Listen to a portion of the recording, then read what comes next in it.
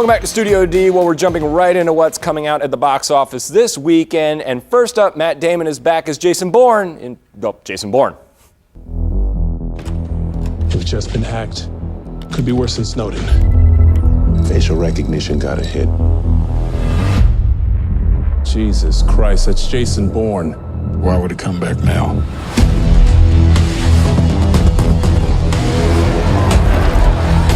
There's a demonstration in front of the Greek Parliament building. I think she'll use it as cover.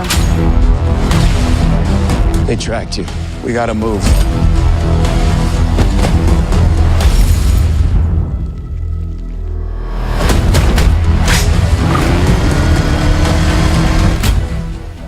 Well, I think they ran out of original titles. That's why they just went with his name. The most dangerous former operative of the CIA is drawn out of hiding to uncover hidden truths about his past. Well, it's been almost 10 years since Matt Damon played Jason Bourne. Look, by now you know what this is all about. There's probably about 10 lines of dialogue and a bunch of stuff blowing up. The reviews are on this so far, and Rotten Tomatoes has it at about 54%. So if you really want to see people shoot stuff up, you can go out and see this, but otherwise you might want to just wait for it to come out on Netflix. I just don't know why Matt Damon would go back to this character. He's had a pretty solid career so far, he's a humanitarian, and he's 45 years old. Look, I think if he keeps doing these, eventually we're going to end up with Jason Bourne Sponge Bath. I can't. I mean, scarier than a fake gunfight, I think, honestly. All right, next up this week, Mila Kunis has had enough in Bad Moms. I called this emergency PTA meeting to address an issue that affects the safety of our children. Terrorism. The bake sale. Is this a joke? What's that now? I can't do this anymore.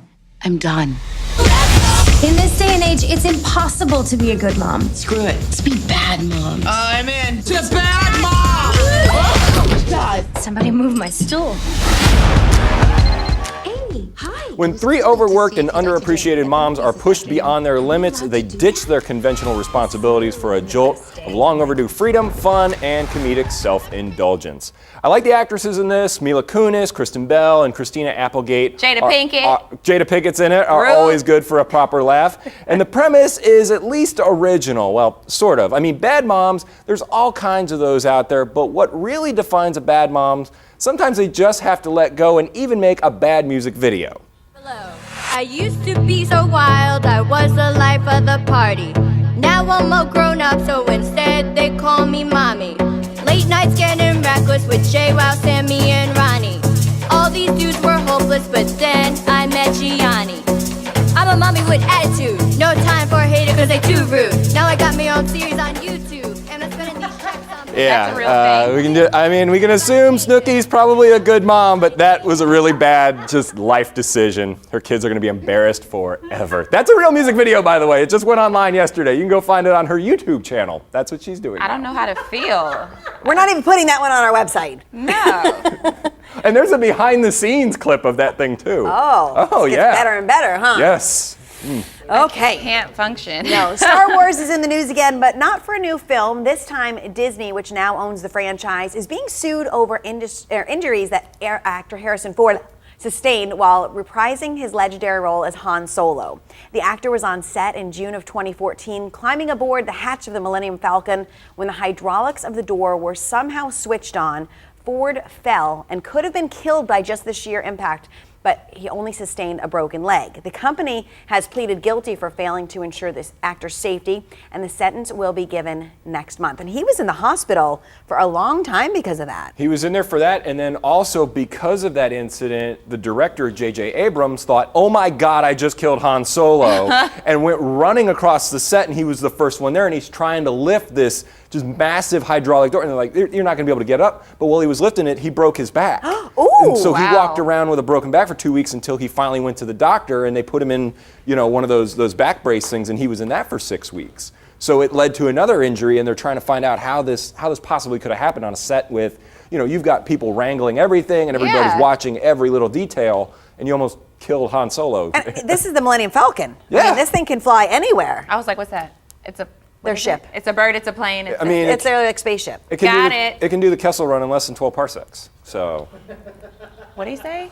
square root of pi or something. Nerd I don't talk? know. Well, speaking of weird, Mystery Science Theater 3000 is back with 14 new episodes coming to a Netflix library near you. New episodes of the popular 90s comedy show that poked fun at cheesy classic films will soon be available to Netflix users in the very near future. The show's creator, Joel Hodgson, expected to make $2 million at the show's Kickstarter back in November of 2015, but instead made a whopping $5.7 million after reaching 50,000 followers. So grab some popcorn, get ready to LOL, and sit back and make fun of people. I love this show. It was one of my favorites of all time, and it actually exposed me to a lot of films I never would have watched, like classic, just bad Like B. Spinal Tap? No, Spinal Tap. Spinal Tap will not be getting the MST3K. That's how you say it in I gotta Nerd watch World. it just because it's always in my head. How do you say it? MST3K. Mystery Science Theater 3000. Mystic. What'd you say? MST3K, but no, it's a classic. What it does is they just take bad B movies from old dubbed over Godzilla films, and they literally just sit there and make fun of them the whole time. And it's subtle. You can just sit back, I feel relax. like Matt's executive producer of that, and we just don't. I would love to be that. It's really his dream job. Just promoting right? his own Look, stuff. I'll sit there and run Tom Servo's mouth. It's a character. Just.